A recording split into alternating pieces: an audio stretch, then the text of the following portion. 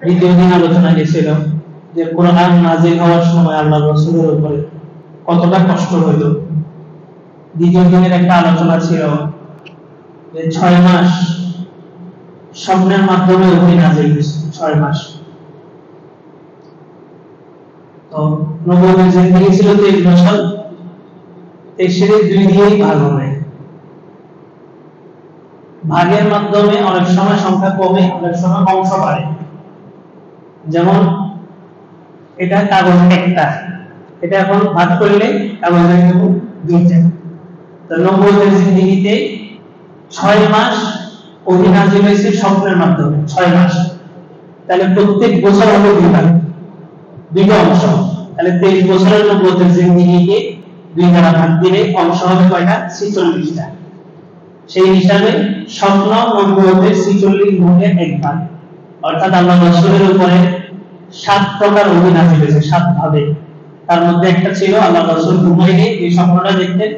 আম্মা জান আয়েশা রাদিয়াল্লাহু তাআলা বলেন, সকালে রাত্রে যে স্বপ্নটা দেখছেন, সকালে এটা একদম সকালের সাদা আবহাওয়ার মতো, স্বচ্ছতার মতো একদম পরিষ্কার হয়ে যেত। যেটা স্বপ্ন দেখতেন হুবহু ওইটাই বাস্তব হতো। ওহীর এই ধারাবাহিকতা চলতে চলতে সর্বপ্রথম যে ওহী নাযিল হয়েছে সেটা হচ্ছে সূরাতুল আলাকের 5টা আয়াত। আল্লাহ রাসূলের কাছে জিবরাইল আলাইহিস সালাম আসলেন, আয়েশা বললেন যে ইয়া মুহাম্মদ ইকরা, হে মুহাম্মদ তুমি পাঠ করো। রাসূল সাল্লাল্লাহু আলাইহি ওয়াসাল্লামের একাডেমিক কোনো শিক্ষা ছিল না। আমরা যেভাবে একাডেমিক শিক্ষা আছে আমরা পড়তে পারি, রাসূল সাল্লাল্লাহু আলাইহি ওয়াসাল্লাম পারতেন না। এর কারণও আছে, আল্লাহ তাআলা রাসূলকে একাডেমিক শিক্ষা থেকে দূরে রাখছেন যতগুলো কারণে।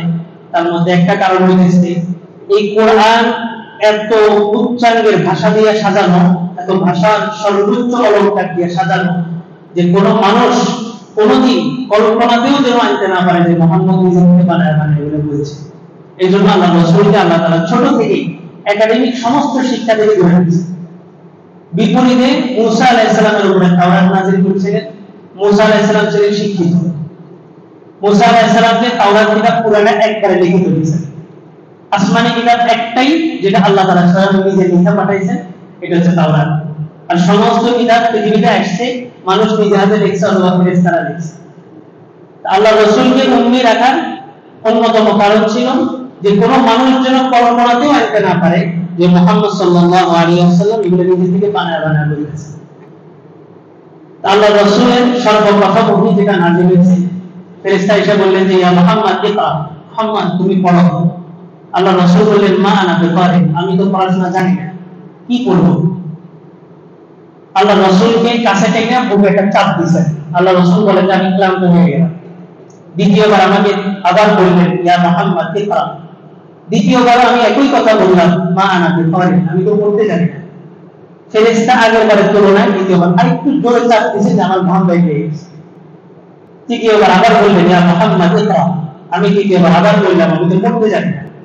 তৃতীয়বার এত জোরে চাপ দিয়েছে যে আমার কাছে মনে হয়েছে যে আমার মুখের পাঁজরের হাড্ডিগুলো একটা আরেকটার মধ্যে ঢুকে গেছে।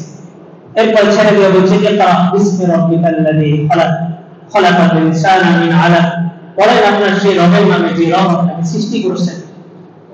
5টা আয়াত সূরাতুল আলাকের নাযিল হলো। এরপর 3 বছর পর্যন্ত আর ওহী আসে। এটাকে বলে ফাতরাতুল ওহী, অর্থাৎ যখন হয়েছে 3 বছর আল্লাহ রাসূল হয়রান হয়ে গেছেন।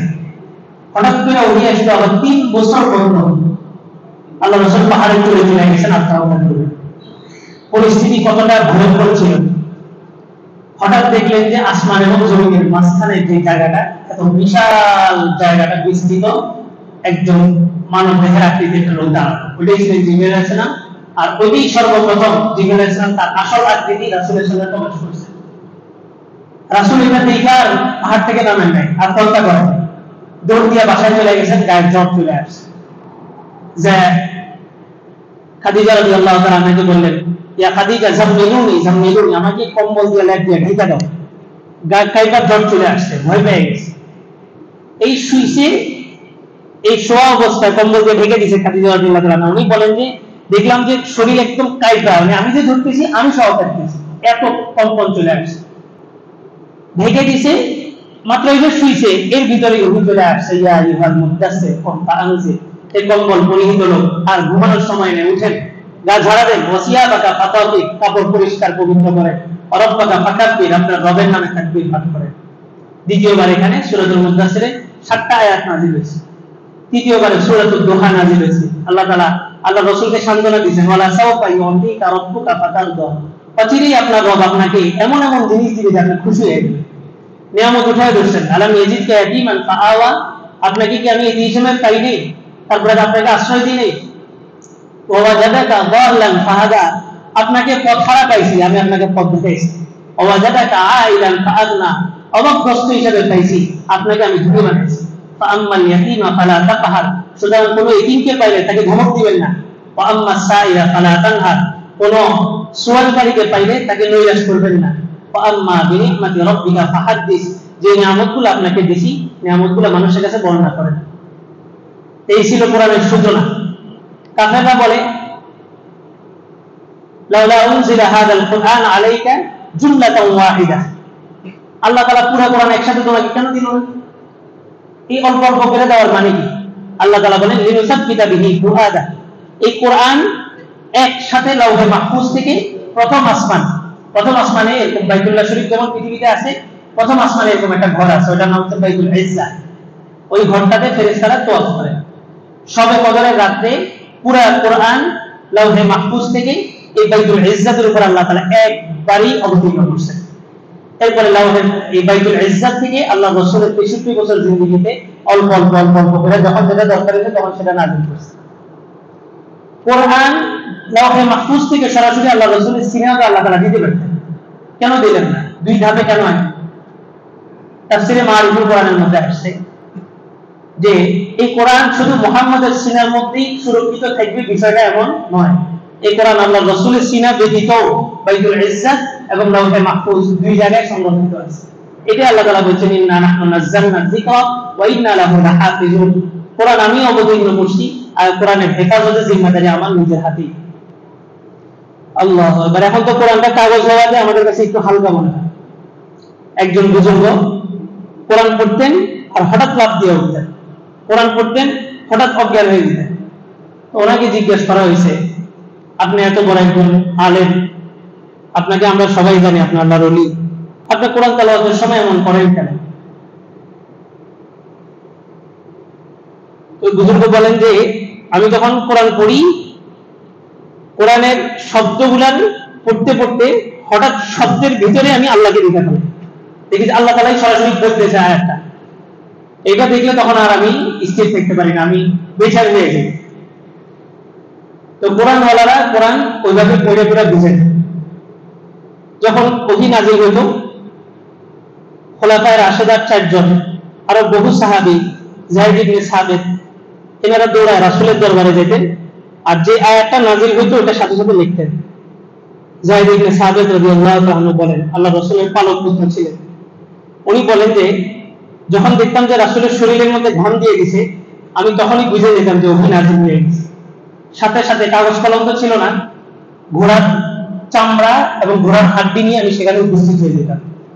অনেক সময় হইতো কি ওহীও নাযিল হইতেছে, আমিও লিখতেছি, তখন ওই রাসূলের উপরে যে ওহীর ভর, ওহীর ভার, এটা যে রাসূলের উপর কষ্ট হইতো, আমি লেখার কারণে আমি যায়েদ ইবনে সাবিতের এমন অবস্থা হইতো যে আমি ওটা লেখার পরে মজলিস থেকে উঠতে পারতাম না, আমার পাগুলা মনে হচ্ছে একদম চূর্ণ বিচূর্ণ হয়ে গেছে। তো যিনি ওহী লিখতেন ওনার এই অবস্থা, আর যিনার উপরে ওহীটা আসতো ওনার কি অবস্থা? কত কষ্ট করছেন, ওটার উপরে বসা থাকতেন, যে উট টনকে টন মাল বহন করতে পারে। এই উট আল্লাহ রাসূল যখন বসা থাকতেন, ওহী নাযিল হতো, উট জমিনের মধ্যে ডেবে যেত। যায়েদ ইবনে সাবিতের কোলে একদিন আল্লাহ রাসূল মাথা রেখে ঘুমিয়ে গেছে, এমন সময় ওহী চলে আসে। উনি বর্ণনা দেন যে আমার কাছে মনে হয়েছে আমার রানের হাড্ডিগুলো চূর্ণ বিচূর্ণ হয়ে গেছে, এত ভার ওহী। আল্লাহু আকবার। এই কারণেই আল্লাহ বলছেন এই কোরআন আমি ইন্না আরাদনাল আমানাতা আলাস সামাওয়াতি ওয়াল আরদি ওয়াল জিবাল ফাআবাইনা আন ইয়াহমিলনাহা, পাহাড় পর্বত আসমান জমিন সবকিছুর উপরে এই কোরআনকে যখন রাখছি, ফাআবাইনা আন ইয়াহমিলনাহা, সবকিছু একবার বলছে আল্লাহ এটা বহন করা আমাদের দ্বারা সম্ভব না। ওয়া আশফাকনা মিনহা ওয়া হামালাহা আল ইনসান ইন্নাহু কানা যালুমান জাহুলা, মানুষকে আমি নির্বোধ বানাইছি, দুর্বল করে বানাইছি, তারপরে এই মানুষের উপর আমি দয়া করে এই কোরআনটা তাদেরকে দিয়েছি। এজন্য কোরআনের হাফেজ না হইতে পারলেও নিয়োগ করেন যে হাফেজের বাবা হলো। কি ফজিলত! ইমাম রাজি রহমাতুল্লাহ আলাইহির কিতাবের মধ্যে আনছেন, একজন মহিলা তার বাচ্চা যখন ভূমিষ্ঠ হবে নিয়োগ করছে যে আল্লাহ, আমি তো কোরআনের হাফেজ হতে পারিনি, আমার সন্তানকে আমি কোরআনের হাফেজ বানাবো। তো সন্তানের নাম রাখছে আব্দুল্লাহ, পরিশেষে তাকে হাফেজ বানাইছে। তার হাফেজ হওয়ার আগে মায়ের ইন্তেকালের সময় চলে আসছে। মা বলছে, বাবা প্রতিদিন অন্তত আমার জন্য একটা পারা কোরআন তেলাওয়াত করিয়ে। ওয়াদা দিছে। মা মারা যাওয়ার পরে সন্তান আলেম হতে পারেনি, ব্যবসা শুরু করছে। আমরা তো আসলে আমাদের মাইন্ড এমন সিস্টেমে তৈরি করা যে আলেম ওলামা ব্যবসায় ঢুকলে পাবলিক দূরে, পাবলিক পড়ে, আলেমরাই বলে তাহলে তো এলেম কবুল হয়। অথচ রাসূলের নবুয়ত শুরু হয়েছে ব্যবসার মাধ্যমে, রিসালাত শুরু হয়েছে ব্যবসা। তো সেই ব্যবসা বাণিজ্য করতো, কিন্তু প্রতিদিন দোকান খোলার আগে এক পারা তেলাওয়াত করত। ওই যুগের একজন বড় আলেম ছিলেন, ওনার কাজ ছিল, অন্তত মুখ খোলা ছিল। উনি একদিন ঘুমাইলেন আর স্বপ্নের মধ্যে দেখলেন যে জান্নাতের একটা বাজার, প্রতি সপ্তাহে একটা জান্নাতের বাজার হয়, ওই বাজারে উনি গেলেন, দেখলেন যে মানুষ এরকম বাজারের ব্যাগ নিয়ে আসে আর কিছু জিনিস নিয়ে নিয়ে ব্যাগের মধ্যে ঢুকায় চলে যায়। তো কিছু মানুষ ব্যাগের মধ্যে ঢুকাইতে পারে আর কিছু মানুষ ঢুকাইতে পারে না। উনি অনেকক্ষণ এই দৃশ্যটা দেখলেন। তারপরে দেখলেন পিছনের একটা শাড়িতে একটা সুন্দরী একটা রমণী মহিলা বসা, মাথার উপরে মুকুট দেওয়া। সবাই যখন চলে গেছে, ওই বুজুর্গ স্বপ্নের মধ্যে ওই মহিলার কাছে গেলেন, যা বললেন যে এরা কারা আর এই বাজারটা কেন বসছে? তো বলে যে এটা জান্নাতের একটা বাজার, প্রতি সপ্তাহে বসে। যে মানুষগুলা চলে গেছে পৃথিবী থেকে আখিরাতে চলে গেছে, এই মানুষগুলার আত্মীয় স্বজন যদি কখনো সূরা ইখলাস অথবা তার সন্তানরা যদি কোনো এক আমল করে, এই আমলগুলো আল্লাহ তাআলা এখানে ফেলায় রাখে। যার সন্তান তার জন্য আমল করছে, সে আইসা ওই সন্তানের আমলটা নিয়ে তার ব্যাগের মধ্যে ঢুকায়, তার জান্নাতের মধ্যে মর্যাদা বৃদ্ধি পায়। এরা অন্ধকার জগতে মা বাপ হয়ে আছে। হুজুর দিয়া সূরাতুল ইখলাস 3 বার পড়াইলে যে ফজিলত হবে, আপনি যদি পড়েন এটার ফজিলত আরো বেশি হবে। আপনি পড়লে আপনার মা বাবা কবরে যে পরিমাণ উপকৃত হবে, হুজুর দিয়া পড়াইলে সেটা হবে না। সূরাতুল ইখলাস পড়তে বেশি সময় লাগে না, আধা মিনিট। ওনারা অন্ধকার জগতে পড়ে থাকে, সারাক্ষণ অপেক্ষায় থাকে কখন কি পাঠাবে। আপনি আপনার মা বাবার জন্য যদি পাঠান, আপনার সন্তান আপনার জন্য পাঠাবে। এজন্য ফজরের সুন্নত এবং ফরজ নামাজের মাঝখানে যে সময়টা সূরাতুল ইখলাস করে মনে মনে নিয়ত করা যায়, আল্লাহ আমার আত্মীয় স্বজনদের। এরপর রমণীকে জিজ্ঞেস করলেন যে তুমি কে? তো বলে যে আমার ছেলে কোরআনের হাফেজ, ছেলের নাম আব্দুল্লাহ, তার হাফেজ হওয়ার উসিলায় আল্লাহ তাআলা আমাকে এই মুকুটটা দান করছে। এই স্বপ্ন যদিও নবুয়তের 46 ভাগের এক ভাগ। বুজুর্গদের স্বপ্ন হচ্ছে ইলহাম, আল্লাহ পর্যন্ত দেখাইতেন। ওই বুজুর্গ সকালবেলা উঠে যায় আব্দুল্লাহর সাথে সাক্ষাৎ করছে। আব্দুল্লাহ বাজারের দোকানে শাটার লাগানো, ভিতরে কোরআন তেলাওয়াত করতেছে। তারপরে শাটার খুলে বলছে তোমার মার সাথে আমি দেখা করে আসছি। আল্লাহ রাসূলের হাদিস, হাফেজে কোরআনকে মুকুট পরানো হবে, হাফেজে কোরআনের পিতামাতাকে একটা কাপড় পরানো হবে। কাপড়ের এত আলো হাফেজে কোরআনের মাথা দিতে আশ্চর্য হয়ে বলবে, আয় আল্লাহ এটা কিসের প্রতিদান? তো বলে যে সন্তানকে তো ডাক্তার ইঞ্জিনিয়ার বহু কিছু বানাইতে পারতা, সেটা না বানায়া সন্তানকে তুমি কোরআনের হাফেজ বানাইছো, এটার প্রতিদান। এই জন্য আমরা যারা হাফেজে কোরআন হইতে পারিনি, মনের মধ্যে ইচ্ছা পোষণ করেন, আজমবির যজন করেন, অন্তত একটা সন্তান হইলেও যেন হাফেজে কোরআন এনে যেতে পারে। আল্লাহ তাআলা আমাদেরকে কোরআনের গুরুত্ব বোঝার, কোরআন অনুযায়ী জীবন গড়ার তৌফিক দান করুন। সর্বশেষ আবহাওয়া চতুর্দিকে সব ঘনায় আসছে, সবকিছু ঘনায় আসছে, ঐক্যের একটা দাগ পুরা সিচুয়েশন সব কিছুকে পরিবর্তন করে দিতে পারে। মানব জাতি, মানুষ এখন আস্তে আস্তে শেষ এটাতেই এসছে যে শান্তি একমাত্র কিসের মধ্যে? আল কোরআনের বিধান বাস্তবায়ন করার মধ্যে। আফগানিস্তানও দেখাই দিতেছে ইসলামী ইমারত, ইসলামী হুকুমতের সময়গুলো খুব সন্নিকটে। গজওয়াতুল হিন্দ একদম বলতে গেলে আমাদের দরজার পড়া লাগতেছে, একদম সময় খুব সন্নিকটে। এই জন্য কোরআনের মসজিদগুলোকে গুরুত্ব দেওয়া, সন্তানকে ডাক্তার ইঞ্জিনিয়ার যেটাই বানান, প্রাথমিক কোরআনের নলেজটা আগে তার ভিতরে ঢোকান। অন্তত এই সন্তান কোনোদিন যত বড় ভার্সিটিতে যাক, যত বড় শিক্ষাঙ্গনগুলোতে যাক, অন্তত সে নাস্তিক হবে না। সর্বপ্রথম কোরআনের বুঝটা তার মধ্যে ঢোকান। তো প্রতি শনিবার আমাদের এখানে প্রোগ্রাম হয় বাচ্চাদের, কলেজ ভার্সিটিতে যারা পড়ে এনাদেরকে নিয়ে। শনিবার এই শনিবার থেকেও শুরু হবে, আজকে 4টা থেকে শুরু হবে। বাচ্চা কাচ্চা যাদের আছে শনিবার বাচ্চাগুলো একটু পাঠিয়ে দিবেন। হাদিসের মধ্যে আছে, বন্ধ করে দেন, মানলাম ইয়াশকুরিন